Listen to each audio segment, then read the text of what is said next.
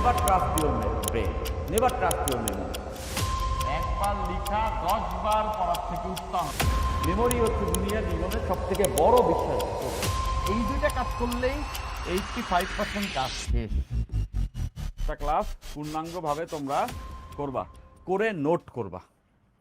শুধু করলে হবে না, কী করতে হবে আমি একটু বলে দিচ্ছি। যে প্রথম কাজ সকল ক্লাস করে ফেলা। প্রথম কাজ সকল ক্লাস করে ফেলা। সকল ক্লাস নোট করব।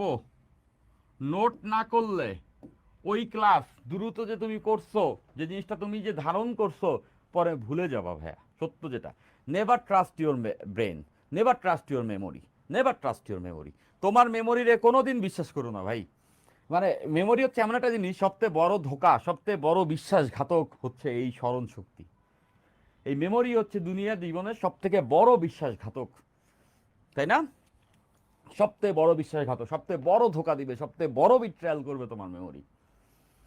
যেই মুহূর্তে তুমি কোনো কিছু পড়ো, ওই মুহূর্তে মেমোরি এত ভালো তোমারে বুঝ দেয় যে আরে মনে থাকবে, এটা সোজা জিনিস, এটা কি কোনোদিন ভুলবো নাকি, এরকম একটা ফিল দেয় তোমাকে এরকম একটা ফিল দেয় যে আরে এটা মনে থাকবে, এ কি ভোলার মতো নাকি, কখনো ভুলবো না, কোনো দিনও ভুলবো না তোমায়, এরকম একটা ভাইব দিবে তোমাকে। এরপরে ঘটনা কি হবে জানো? এরপরে ঘটনা এরকম হয়ে যাবে যে যে যে তুমি কিছুদিন পরে ওইটা মনে করতে যাবা, পরীক্ষার হলে না মনে করতে যাবা, দেখবা যে মনে পড়তেছে না। দেখবা যে ওইটা আর কোনোভাবেই মাথায় আসতেছে না, কোনোভাবেই সেটা তোমার মনে পড়ছে না, কোনোভাবেই মনে পড়তেছে না। তখনই কিন্তু মনে করো যে মনে হয় যে ইস, সেটা মনে থাকার কথা। তো এই জন্য আমি বারবার বলতেছি নোট করা দরকার। একবার লিখা, একবার লেখা, একবার লিখা, একবার লেখা, একবার লিখা 10 বার পড়ার থেকে বেটার। 10 বার পড়ার থেকে উত্তম। একবার লিখা 10 বার পড়ার থেকে উত্তম। কে বলছে? নিয়াজ ভাই বলছে। ওকে, একবার লিখা 10 বার পড়ার থেকে উত্তম। তুমি একটা জিনিস 10 বার পড়বা, তাতে যতটুকু মেমোরাইজ হবে, একবার লিখবা তার থেকে বেটার মেমোরাইজ হবে। সেই লেখাটা important. Get your hand dirty. একটা হচ্ছে নির্দেশনা দেওয়া, এমনি করো, এমনি করো, এমনি করো, এমনি করো।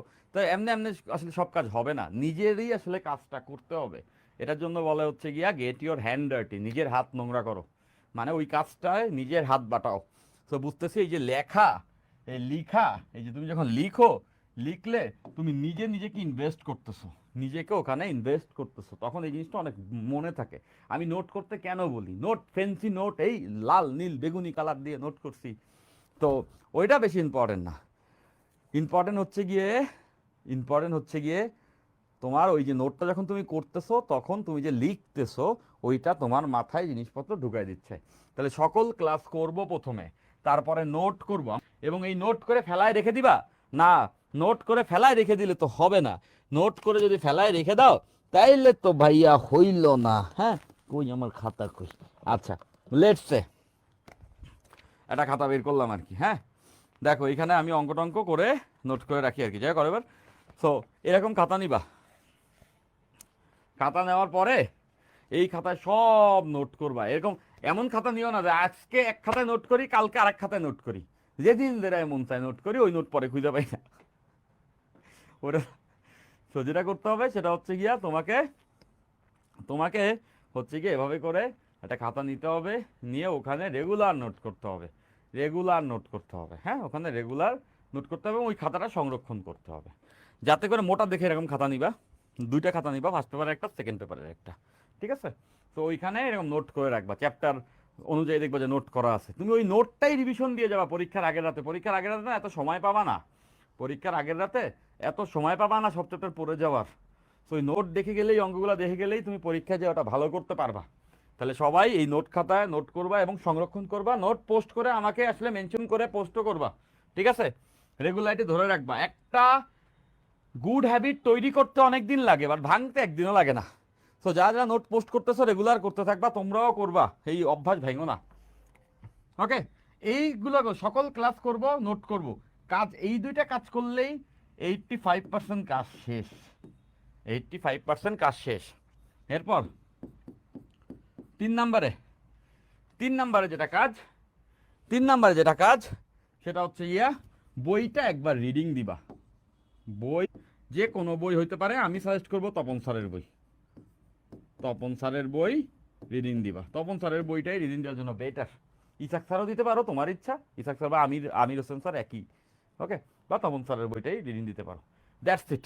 এতটুকু করবা, একাডেমিকে 100% প্রিপারেশন হবে।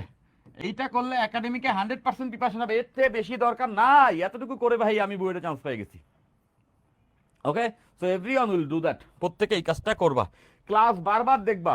যদি একটা জিনিসে আন্ডারস্ট্যান্ডিং খারাপ হয় তাহলে ক্লাস বারবার দেখবা, ক্লাস বারবার দেখতে থাকবা। ক্লিয়ার?